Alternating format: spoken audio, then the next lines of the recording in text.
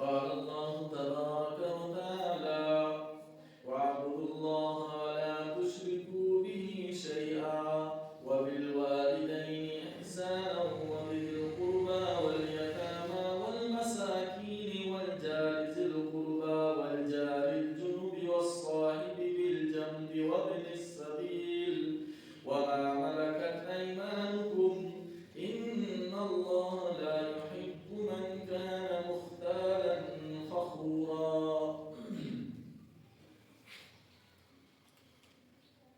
معزز حاضرین جمعہ، خطبہ مسنونہ کے بعد سورۃ النساء کی ایک آیت میں نے تلاوت کی ہے. یوں تو ہر مسلمان جانتا ہے کہ انسان کے اوپر دو قسم کے حقوق ہیں، ایک حقوق اللہ اور ایک حقوق العباد. حقوق اللہ جو اللہ تعالیٰ کا حق ہے بندوں پر کہ بندہ صرف اللہ کی عبادت کرے، اس نے جن کاموں سے ہمیں منع کیا ہے ان کو ہرگز نہ کریں، اور جن کاموں کا ہمیں کرنے کا حکم دیا ہے پوری محنت اور کوشش، رغبت اور شوق سے ہم ان کاموں کو کریں. یہ اللہ کا حق ہے ہم انسانوں پر، بندوں پر. اس میں اگر کسی قسم کی کوئی کمی آ جائے تو یقیناً اللہ تعالیٰ اس سے ناراض ہوتا ہے. لیکن اللہ تعالیٰ کو منانے کے لیے ایک چیز ہے جسے توبہ کہا جاتا ہے کہ بندہ توبہ و استغفار کر لے اور اللہ تعالیٰ کو راضی کر لے، منا لے. اگر اللہ چاہے تو معاف کر دے، اور اگر کبیرہ گناہ ہے تو اگر اللہ چاہے تو اس کو سزا بھی دے سکتا ہے. لیکن اللہ تعالیٰ کے رحم و کرم اور اس کے عفو و معاف کرنے پر انسان کو اتنا بھروسہ اور اعتماد ہوتا ہے کہ اللہ تعالیٰ کسی بندے کو عذاب نہیں دے گا. خود قرآن کریم میں ایک جگہ اللہ تعالیٰ فرماتا ہے کہ اللہ تعالیٰ تمہیں عذاب دے کر کیا کرے گا؟ کیا اللہ کو مزہ آئے گا، لطف آئے گا؟ نہ، یہ تو ہم انسانوں کی بدقسمتی ہوگی کہ ہم اللہ کے عذاب کا مستحق بنے. یہ حقوق اللہ ہے کہ اللہ تعالیٰ کے کچھ حقوق ہیں بندوں پر، بندہ ان حقوق کو ادا کرے. دوسرا ہے حقوق العباد.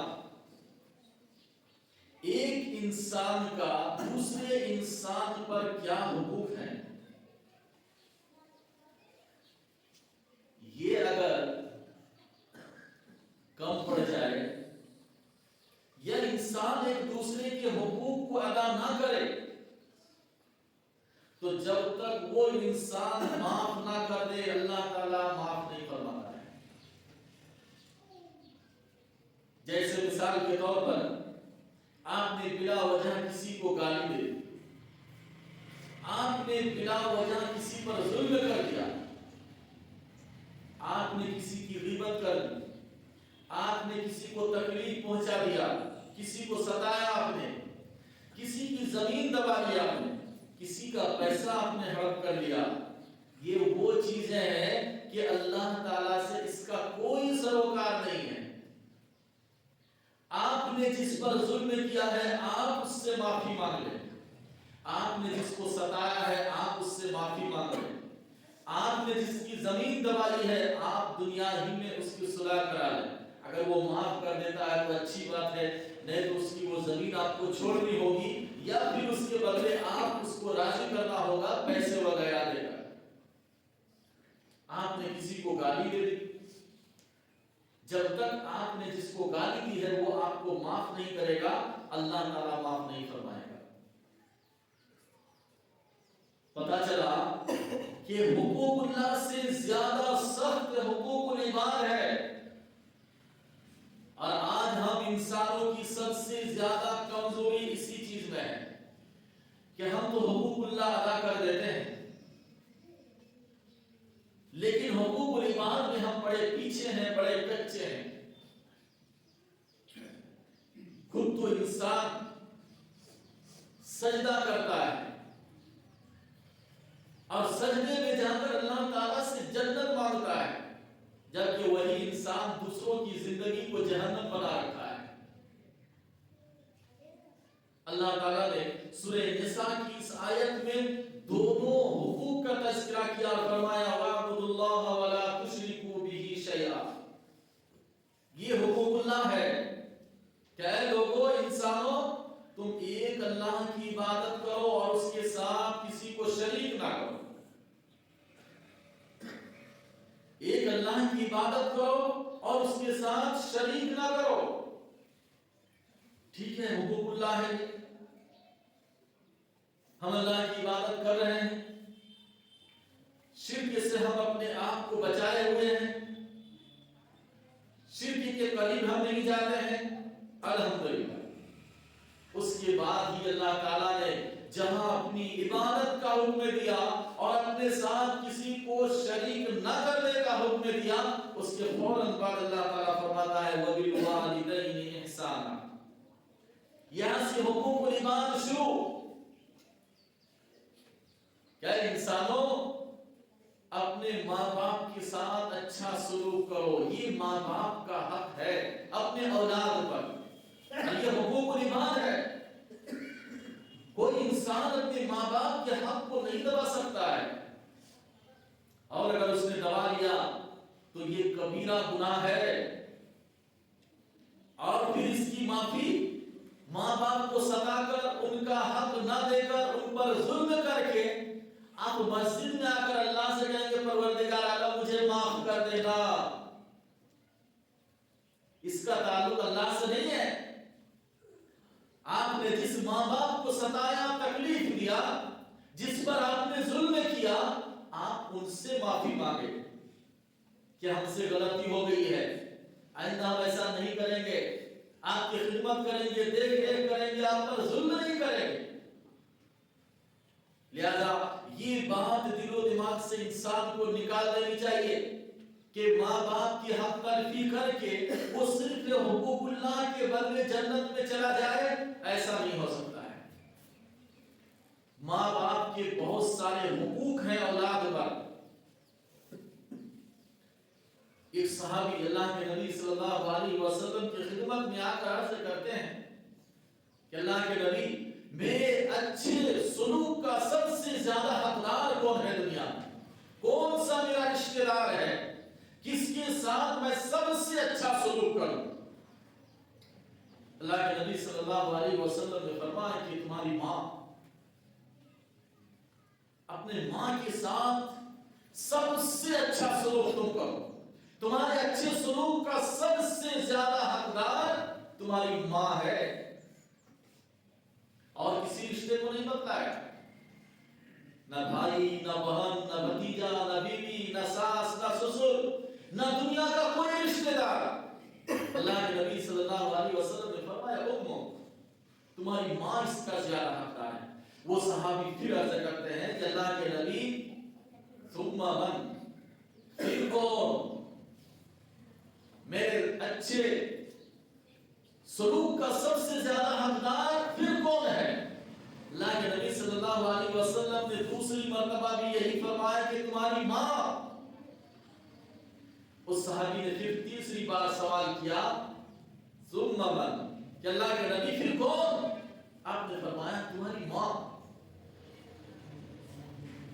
وہ صحابی رسول بار بار یہ سوال کرتے جا رہے ہیں اور اللہ کے نبی صلی اللہ علیہ وسلم یہی جواب دے رہے ہیں کہ تمہارے اچھے سلوک کا سب سے زیادہ حقدار ہے تمہاری ماں، تمہاری ماں، تمہاری ماں۔ پھر چوتھے مرتبہ جب اس صحابی نے سوال کیا ثم من، اللہ کے نبی پھر کون؟ آپ نے فرمایا پھر تمہارا باپ۔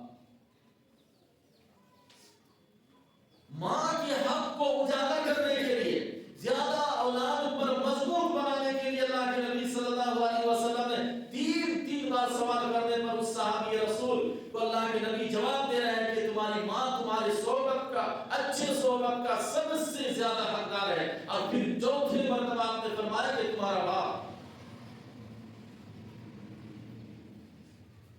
یہ تو قرآن کریم کی اس آیت میں ایک ایک چیز کا اللہ رب العالمین نے تذکرہ کیا، یہ مستقل ایک عنوان ہے۔ دوسرے نمبر پر ابھی میں مختصر طور پر پیش کر دیتا ہوں، اس کے بعد انشاءاللہ پھر ایک ایک جمعہ پھر ایک ایک پر بھی تفصیل روشنی ڈالی جائے گی۔ پھر اللہ کے نبی صلی اللہ علیہ وسلم نے یہ بھی فرمایا کہ ماں کی جو نافرمانی کرتا ہے اس کو مرتے وقت کلمہ شہادت پڑھنے کی توفیق نہیں ملتی ہے، اس کی زبان سے کلمہ جاری نہیں ہوتا ہے۔ خیر آگے چلتے ہیں، آگے اللہ رب العالمین فرماتا ہے وَبِذِي الْقُرْبَى، تمہارے جو قریبی رشتہ دار ہیں تم ان کے ساتھ بھی اچھا سلوک کرو۔ رشتہ دار، ماں باپ جب تک حیات میں تھے ان کے رشتہ داروں کے ساتھ یا ہم اپنے رشتہ داروں کے ساتھ اچھا سلوک کرتے تھے۔ ماں باپ گزر گئے، رشتہ دار منقطع ہو گئے، ختم ہو گئے، ایسا نہیں ہے۔ تمام رشتہ دار، حضرت عمر رضی اللہ تعالیٰ عنہ کے بارے میں آتا ہے کہ وہ پوچھ کر رشتے معلوم کرتے تھے کہ میرے باپ کے فلاں بھائی کہاں رہتا تھا، کہاں کہ وہاں جاتے لوگوں سے پوچھتے کہ اس کے نسل کا کوئی یہاں ہے، کہتے کہ ہاں ان کا پوتا پڑپوتا، ان کے ساتھ کہ حضرت عمر رضی اللہ تعالیٰ عنہ جا کر اچھا سلوک کرتے اور کہتے کہ اللہ تعالیٰ کا حکم ہے کہ رشتہ داروں کو ڈھونڈ کر ان کے ساتھ اچھا سلوک کیا جائے، ان کے ساتھ اچھا برتاؤ کیا جائے۔ آگے فرمایا وَالْيَتَامَى وَالْمَسَاكِينَ، یتیموں کے ساتھ اچھا سلوک کرنا یہ یتیم کا حق ہے۔ باپ مر گئے ہیں، چھوٹے چھوٹے بچے ہیں، ان کے ساتھ اچھا سلوک کیا جائے، نہ کہ ان پر ظلم و ستم کیا جائے، نہ ان کی حق تلفی کی جائے۔ کسی یتیم پر آپ ظلم کریں، کسی یتیم کا آپ مال دبا لیں، کھا لیں اور آ کر اللہ تعالیٰ سے آپ معافی مانگے اللہ مجھے معاف کر دے، نہ۔ میں نے شروع ہی میں بتا دیا تھا کہ جو حقوق اللہ ہے اس میں اگر کچھ کوتاہی ہو جائے اور ہم اللہ سے توبہ کر لیں تو اللہ تعالیٰ ہم سے راضی ہو جائے، لیکن حقوق الایمان میں اگر ہم سے کوئی کوتاہی ہو گئی ہے تو جس کا ہم نے حق مارا ہے جب تک ہم اس سے صلح نہ کر لیں تب تک اس کی معافی اللہ تعالیٰ کے آگے نہیں ہے۔ اللہ تعالیٰ نے فرمایا یتیموں کے ساتھ اچھا سلوک کرو، والمساکین، مسکین، فقیر، غریب، ان کے ساتھ بھی تم اچھا سلوک کرو۔ آگے اللہ تعالیٰ فرماتا ہے وَالْجَارِ ذِي الْقُرْبَى، پڑوسی کے ساتھ بھی تم اچھا سلوک کرو۔ پڑوسی دو طرح کے ہیں، ایک رشتہ دار پڑوسی اور ایک وہ پڑوسی جس کے ساتھ ہماری کوئی رشتہ داری نہیں ہے لیکن وہ پڑوسی ہے۔ انسان کے دو طرح کے پڑوسی ہوتے ہیں، ایک اس کے رشتہ دار ہوتے ہیں اور دوسرا اس کی رشتہ داری نہیں ہے اس کے ساتھ لیکن وہ چونکہ پڑوس میں رہتا ہے اس لیے پڑوسی ہے۔ اللہ تعالیٰ نے فرمایا کہ دونوں کے ساتھ اچھا سلوک کرو، اچھا برتاؤ کرو۔ آگے فرمایا وَالصَّاحِبِ بِالْجَنبِ، اور تمہارے پہلو کے ساتھی۔ کون ہے پہلو کے ساتھی؟ مفسرین نے اس آیت کے اس جملے کی تفسیر کرتے ہوئے لکھتے ہیں کہ تمہارے سفر کا ساتھی۔ دو آدمی سفر کر رہے ہیں، دونوں ایک دوسرے کی دکھ درد کو محسوس کریں۔ سامان ہے، اب ایک کو گدھا بنا دیا، اس پر سارا بوجھ ڈال دیا کہ چلو، وہ بیچارہ سفر سے آنے کی بات کہتا ہے کہ میرے اوپر تو بڑا ظلم ہو گیا ہے، سفر میں خود کھا رہا ہے، اس کو نہیں کھلا رہا ہے۔ ना सफर के साथी। आपको गाड़ी में सीट मिल गई है, एक बेचारा खड़ा है तो खड़ा है, किस चीज की फिर दोस्ती? साथी के कहा गई तुम्हारी दोस्ती? अगर वैसा ही मामला है, आधा घंटा तुम बैठो, उससे फिर बाद में कहोगे भाई तुम भी आधा घंटा बैठ लो, हम खड़े रहते हैं। कुरान का अंदाज़ बयान देखिए। दूसरा फरमाया मुफस्सिरीन ने इसकी तफसीर कि तुम्हारे शरीके कार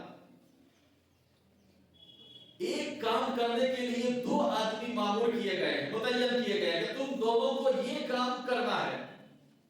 एक तो बैठा है और दूसरे बेचारे को सीधा समझ कर करा के करो, तो सारा काम उससे करवा लिया, लेकिन जब मुझे मजदूरी मिली उजरत तो फिर दोनों आधा आधी। ये उसके साथ अच्छा सलूक नहीं हुआ। काम के शरीक आदमी जो आपके पार्टनर है उसके साथ भी आपको अच्छा सलूक करना है। खैर आगे देखिए, अल्लाह ताला फरमाता है वब्निस सबील, मुसाफिरों के साथ तुम अच्छा सलूक करो। कोई अजनबी मुसाफिर आ गया है, घर दूर है, रात हो गई, जिस मोहल्ले में वो आया है उस मोहल्ले के लोगों की ये जिम्मेदारी है कि उसके खाने और रहने का सही इंतजाम करें, सही इंतजाम करें। यहां क्या होता है, एक दूसरे का हवाला देकर खुद निकल जाता है, कहा वो है ना उसके पास जाइए, वो निकल गया। अब वो बेचारा उसको ढूंढते ढूंढते जब उसके पास पहुंचा, कहा जाओ सरदार के पास। सरदार के पास क्या है? बैतुल माल है, सवाब तो सरदार को मिलेगा, आपने तो वो देखी नहीं हासिल की। मुसाफिर इसका भी बहुत बड़ा हक है लोगों पर, इसको मामूली और हकीम नहीं समझना चाहिए। कोई मुसाफिर मिल जाए उसे दो लुकमा खाना खिलाकर उससे अच्छी जगह आराम करा दो, क्या पता है कि कल क़यामत के दिन तुम्हारी नजात का जरिया बन जाए। तो अल्लाह ताला ने उसका भी जिक्र क्या फरमाया, वब्निस सबील, मुसाफिरों के साथ अच्छा सलूक करो। और आगे फरमाया वमा मलकत अयमानुकुम, जो तुम्हारे मातहत में रहने वाले लोग हैं। तुमने कोई मुलाजिम रखा है, कोई लेबर, कोई मजदूर तुमने लगाया है, तुम्हारे मातहत में कोई नौकरी कर रहा है, अल्लाह ताला फरमाता है कि खबरदार उसके साथ जुल्म ना करो, उसका हक ना मारो। और अगर तुमने उनका हक मारा तो कल क़यामत के दिन तुम बच नहीं सकते हो। आज मातहत के लोगों पर बड़ा जुल्म होता है। आप मजदूर लगाए, आपकी मातहत में कोई काम कर रहा है और आपने उसकी मजदूरी रोक दी, आपने उसकी तनख्वाह रोक दी, उसमें आपने कटौती कर दिया, उसकी ताकत से बाहर आपने उसको काम का मुकल्लफ बना दिया, ये जुल्म है। और जब तक वो बंदा आपको माफ ना कर दे और आप उससे माफी ना मांग ले, अल्लाह ताला के यहां इसकी माफी नहीं है। यह आसान मामला नहीं है। और अल्लाह ताला आगे फरमाता है कि इन सारे लोगों पर जुल्म क्यों होता है। अल्लाह ताला फरमाता है इन्नल्लाह ला युहिब्बु मन काना मुख्तालन फखूरा। तकब्बुर, गुरूर इंसान को अल्लाह की इबादत से रोकता है, इंसान को माँ बाप के सामने झुकने से रोकता है, दूसरे रिश्तेदारों के साथ अच्छा सलूक करने से रोकता है कि हम क्यों जाए उसके पास, वो हमारे पास आए। ये है तकब्बुर। अल्लाह ताला फरमाता है मन काना मुख्तालन फखूरा। मुख्ताल का माना है तकब्बुर करने वाला, घमंडी इंसान। और फखूर का माना है शेखी बखाना। हम लोग वो कहते हैं कि डींग हाँकना, ऐसा कर देंगे वैसा कर देंगे और है कुछ नहीं, अंदर से खाली है। अल्लाह ताला फरमाता है कि ऐसे लोगों को अल्लाह ताला पसंद नहीं फरमाता है। मैंने शुरू ही में कहा कि एक एक लफ्ज और जुमला एक मुस्तकिल उन्वान है, मौजू है। इंशाअल्लाह बितफसील एक एक बार हम बात करेंगे। ये के बाद दीगर जुमा के खुतबे में ये मुख्तसर तौर पर आपके सामने मैंने पेश कर दी सिर्फ तर्जुमा। अल्लाह ताला हम सबों को हुकूकुल्लाह और हुकूकुल इबाद کو ادا کرنے کی توفیق عطا فرمائے. آمین.